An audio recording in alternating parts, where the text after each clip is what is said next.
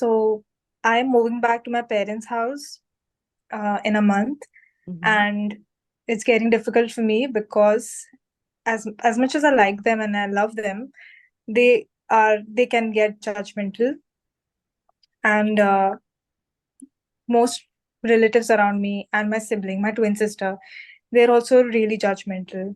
And because I'm sensitive, it adds up, and I have been avoiding all of them for a few months. But now I have to go back, and I don't know how to deal with them. So you're feeling a lot of judgment from them, and you feel like it builds up, and then there's a dosage where you've just had enough, and you're aware of the fact that you take it somewhat personally, and you want to be around them, and you want to be in relationship with them, but you also want to feel better. Am I getting it? Okay. Yeah. Okay. So how are you do you practice nonviolent communication or not? A little bit. Okay, good. So in nonviolent communication, there is a practice called translating judgments into the underlying feelings and needs. Are you familiar with this practice or not so much? Not so much. Okay. So great. Then I think this is going to be a practice that if you begin implementing it, you probably will find quite transformative. So let me tell you a little bit about it first, and then I'll show you how it might work. Okay.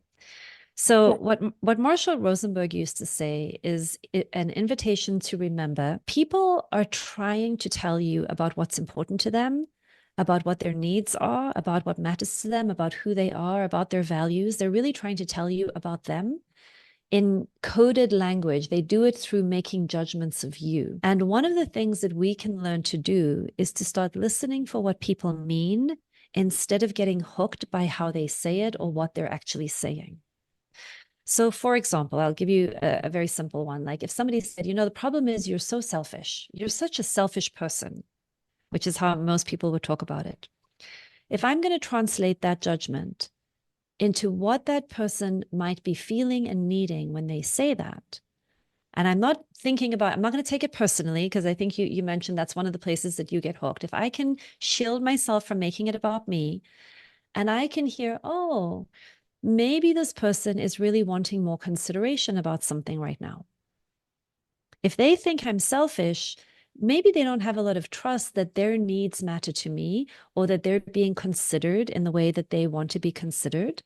And what if I just ask about their needs instead of the earlier conversation about what's wrong with me or what's wrong with them, right? So I start training my attention to no longer pay as much mind to what's wrong with them, what's wrong with me. I put that all on hold. And I start asking, I wonder what they're needing, what need they're trying to meet when they say that. And also, when I'm hearing it, I stay really connected to what I'm needing in that moment. Maybe I'm needing more kindness, more consideration. Maybe I'm wanting to be seen and known for who I really am. But the very first step is connecting with what that other person might be needing and what I might be needing, and then making the conversation about that instead of whatever the early hook is. What do you think about that as a start? Yeah, definitely. I also feel like they don't have a need sometimes, and they're just used to saying things out of habit. Yeah. So let me float out another way of saying that, and you tell me if it fits for you or not. I think of it more like everybody has a need, but so many of us are unconscious of our needs. We're not aware of it. And what we're aware of, what we're conscious of, because as you pointed out, it's so habitual, it's our default. We are aware of our judgmental thinking. And because that's at the top of the iceberg in our awareness, that's what we keep sharing is the judgmental thinking, because we haven't taken the time to become conscious of all of the other things that are loading onto that moment. And when we don't become conscious, when we don't take the time to wake up, then we're just going to keep repeating these default habitual patterns of blaming and shaming, because that's really where the center of gravity is in many cultures in the world right now. So that's the unconscious behavior. I mean, that's the unconscious behavior that we're conscious of, if that makes sense. Like it's unconscious in the fact that we don't realize we're doing it, but it's conscious in that it's this habit, like it's the default that we keep going to. So the invitation is, if you were to say to me, Yvette, the problem with you is you're so selfish. And then I learn how to not take that personally and then ask you, oh, I wonder if you're needing more consideration. Is there something that happened? Now I can ask for a neutral observation. I can ask you to ground it in what are we referring to? Like I actually need a detail. Is there something that led you to think this about me? And then they might be able to tell me, well, when you ate the last cookie and you didn't even ask me if I wanted it. And then I can start understanding. I can be like, oh, I see. So you would have preferred it if I had asked you. And that would really have met your needs to be included and to know that you matter to me and know that I'm caring about you. And yeah, that's exactly it. Great. Now I know what I can do to help. But Yeah. if all they do is they say you're so selfish and I take it personally and I think to myself, I'm not selfish. You don't know me. You don't know the truth of who I am. We're going to have a very different kind of conversation. Yeah. What comes up in you next hearing those pieces? That happens with me a lot. Which When piece? people, the last one, when Yeah. people judge me, I most of the times just take it personally and suffer inside. I'm like, why is that person saying this when it's not even true? Yes. And I don't even clarify it with them. Yeah. Why do you feel like this? Hmm. And maybe that's why I suffer even more. Yeah. So in that moment, when they say it to you, it sounds like you feel hurt, sad, disappointed, discouraged. What's happening for you in that moment when they say it? Yeah, I feel like if somebody has a problem, why can't they say it in a nice way Uh-huh. and in a kind way and ask like you normally would? Why do they have to Okay. be mean and judgmental if they have a Yes. problem? Yes. So you have a need for more empathic communication. You want how things feel to you to matter to the other person. And you're looking for interactions that are kinder, that are gentler, that Yeah, are focused on what would help instead of what is wrong with your character. yeah, Yeah. Yeah. Isn't that a good thing about you? Yeah. It is a good thing about you. Yeah. yeah, So knowing that what you're valuing in that moment is treating people with dignity and kindness and warmth and seeing people for who they really are and asking for what would help, right? Would that yeah, accurately summarize what's happening for you in that moment, what you're longing for in that moment? yes, Okay, great. So now that we know what your values are and what your needs are, then step one is you get grounded in what matters to you in that moment. And then step two is take back your power. What is the one thing you can do to bring what you need and what you value into the conversation? So, this is about then making the commitment to keep your attention on the choices that you have, where you have the most power because you get to make choices for yourself, instead of giving away your power by then trying to change the other person. And so, what that looks like is if somebody is talking to me in a way that I'm not enjoying, if I have the capacity online, I will begin translating what they are saying into how I would actually like to hear it. And I'll often say something like, I think what I'm hearing you say is blah, blah, blah, blah, blah. Is that true? I think what you're mm, trying to say is blah, blah, blah, blah, blah. Is that true? I think what you might mean is blah, blah, blah, blah, blah. Is that true? Because sometimes when I do that, if I can get at what is actually important to them, this happens with my partner all the time. He'll say something and then I'll be like, I think what you mean is blah, blah, blah. Is that right? And then he'll say, yes, you always say it so much better than I do. And it's a very subtle way of helping someone use the language that I would enjoy more without criticizing the language that they just used. yeah, Does that make sense? It's like a building on it. yes, Especially if I'm offering it. It would be different if I was saying, I think what you actually mean is blah, blah, blah. You can hear in the tone of voice, right? The education or the advice or the rejection or the criticism will often be in the tone of voice.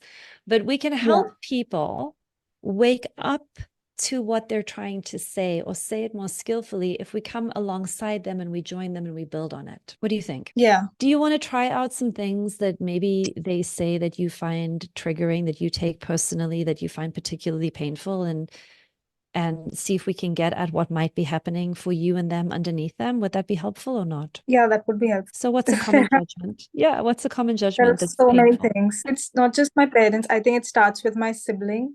Mm-hmm. She's in Canada, but she's gonna come back in October, and it's already stressing me out. She says that she loves me a lot and she cares for me, and I know that.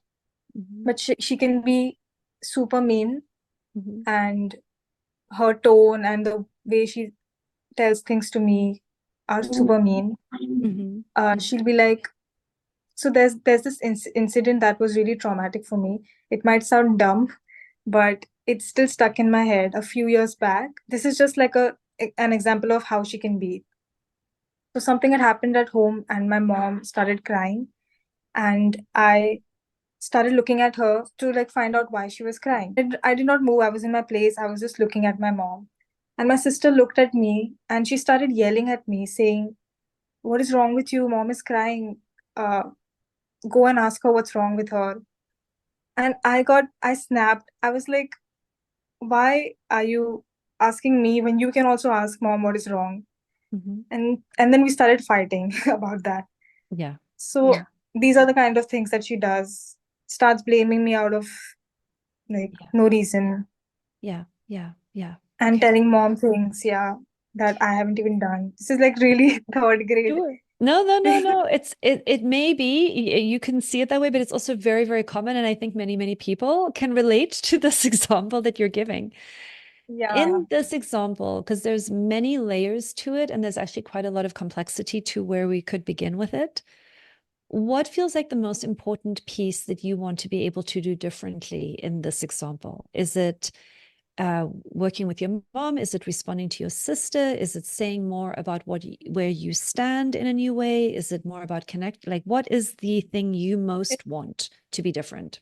Uh, so it's like all of these people say things to me and I take it personally because they don't have a good way of saying it. Mm-hmm. And I've got triggered so many times that I have started avoiding them. So what I Okay, want to do is I want to be nice to them and not avoid them. that makes sense. So then I would say the practice for that exact thing you just described is inside. It's inside only. That's an Hmm. inside change. And it sounds like this. When my sister starts yelling at me, my inside practice is to connect with myself and then to imagine the best possible reason why she would be behaving in this way. So it would Hmm. be about staying really deeply self-connected. Ooh, I get so scared when my sister starts talking to me like this. I start bracing, my body gets tense. I can feel my nervous system activating. It's really challenging for me when people speak to me in this tone of voice and try and outsource, blame to me. And it's really about the consciousness of staying really deeply self-connected and gentle with myself in that moment, knowing I care about my sister, I care about my mom. I will behave in the way that I want to behave in this situation. I'm going to stay in full choicefulness. So one piece is just really getting grounded in my own goodness. Okay, what does it take to really stay grounded in my goodness, remembering that I'm good? The other piece is learning how to hear what my sister is saying. I want to decode it. And it's like this. If she's saying, "Why are you just standing there? Why aren't you helping mom?" I start thinking, I wonder if she's feeling anxious and a little panicked and wanting something to change. And she's needing some support. And she's really wishing that I had all the answers and that I'm just going to jump in and rescue everybody. And she doesn't know what to do. And the only thing that she knows how to do is to yell at me because actually, maybe she's feeling really helpless right now. And maybe what she's wanting is some way of contributing to everybody's well being. And this is the best that she knows how in this moment. And it's terrible and it's not Hmm. working, but she's trying to help.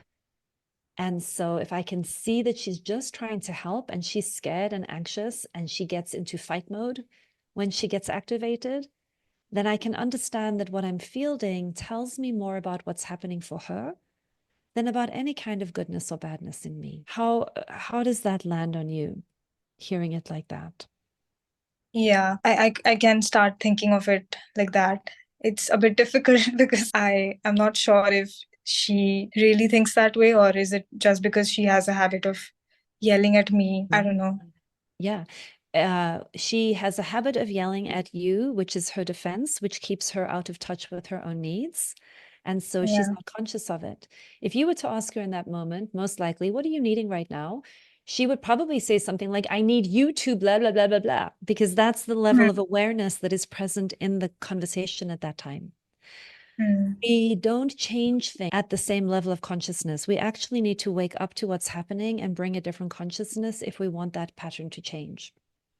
And mm, since you're the one asking the question, and you and I are working in the behind the scenes, we get the amazing opportunity of bringing that consciousness then to that moment the next time it happens, which she may or may not have. Now, here's something for everybody. Like, this is just one of the like traps that we really want to pay attention to. When we wake up ourselves to something we're doing that we didn't realize we were doing, or when we are waking somebody else up to something that they're doing that they don't realize they're doing, we want that experience to be as pleasant as possible. We want it to be as gentle as possible, as kind as possible, all the things you're talking about. Because if we are not successful at making it safe to wake up, the other person or ourselves, you will double down into the shame and blame game. And that's a little bit of what I think you're fielding when you talked about the situation to begin with. I don't like all of this way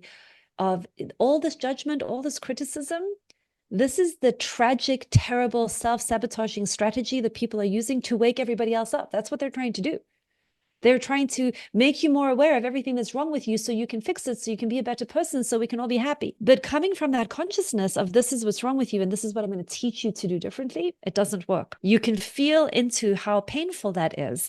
And when waking up is painful for people, they will not continue waking up. They will double down. So if to your point, your sister probably isn't aware yet of what's happening for her. She doesn't have the attention on it. It's not safe to become aware of it. So she's playing out what she has learned to do. And we want to work with that gently. So let's make it really simple. The very simple practice that I think if you do this for 3 years, so much will change. You won't even realize how much is changing if you just do this practice. Every single thing that anybody is doing is their best attempt to meet a need. And it's usually unconscious when it's judgmental and critical. So in my conversation with myself and with other people, if I can begin putting my attention on what it is that they might be feeling and what it is that they might be needing, what matters to them, right? What's it like for them? How are they feeling? What's it like for them? And what matters to them? What's important to them? What are they needing? So what are they feeling? What are they needing? And I just keep my attention on being curious. I don't have to mind read. I don't have to know for them, but I'm curious. What are you feeling in this moment? What's important to you right now? What are you trying to get? What are you trying to do? And same for me. You know, when I'm hearing this from my family, what am I feeling? What is it like for me to be experiencing this? I honor my experience. What's it like for me? What am I feeling? And what's important to me about that? What am I needing? What are my values? I am longing for more gentleness and more compassion and more effectiveness and more safety and more collaboration. And then I talk about that. I talk about what I'm needing and I put my attention on what would help us get there. So with your sister, it would be, you know, I wonder if you're feeling really concerned about mom right now and you're wishing that I would step up and do more things and you're wanting more cooperation between you and me as we try and help mom with her feelings. Is that what's going on for you right now? And that is often inside me and not outside me, but that's the first work, is really learning to shift how we're perceiving the situation to begin with. That's how you're going to feel safe when you stop taking it personally, when you understand everybody is always just telling you about some pain, some anxiety, some value, some need, something that's important to them. And you start listening just for that. How's that landing? Yeah. I think Yeah. I'm going to start bugging everyone with questions. Yes. You But in know, a there are feeling and needs sheets on my website. If you go on the main website and you go to the resources page, you can download feeling and needs sheets and you can also Google them. If you were to Google nonviolent communication, feeling and needs sheets, you can find all kinds of them out there. But the very basic building blocks are that we need to develop a much stronger emotional literacy, like the words that go with different feelings. You should have at least 65 in your back pocket at all time. And the same thing with needs. It's not just Maslow's hierarchy of needs. There's hundreds of universal human needs. And it's about getting that language in the top of our minds, in our conscious archive, so that we can draw on it more quickly. And then you just guess all the time. Are you feeling this? Are you needing this? Are you feeling this? Are you needing this? And let the other person say, no, it's not this, it's that, it's the next thing. That's great. That's how you end up in a new kind of conversation. Be willing to be wrong about all the feelings and needs, but just get everybody's attention on them. And then you're asking, and what would help? What would help right now? What would help me? What would help you? And then we don't Yeah. talk anymore about what's wrong with me and what's wrong with you. This will also help us find out if they actually do have a need or not. That's right. That's right. Yes. Go and play with the language, go and experiment and find out what's happening for them and for you. But the first, like the first practice, the more I can do it for me, the easier it becomes to do it for others. So it's much easier to just practice for myself all the time. What am I Right. feeling and what am I needing? Get yourself grounded in that. Good? Good. Yeah, I'm going to download that sheet right away. Okay, wonderful. Let me know how it goes. Come back and then try some things out and then come back and let us know where you get stuck and then we'll just keep playing with it. Yeah, sure. Okay, good. It's good to Thanks. see you. You're so welcome. You're You so welcome.